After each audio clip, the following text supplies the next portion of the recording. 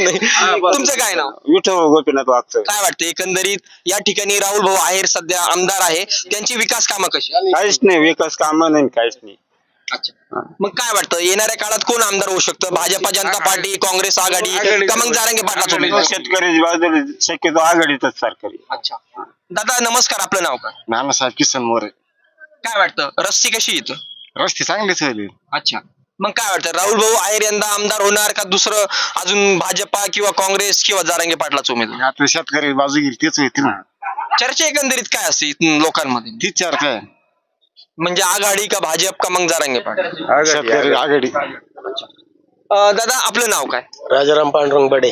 शेती व्यवसाय शेती आणि प्लस उद्योग पण, म्हणजे जोडधंदा, चांगली गोष्ट आहे.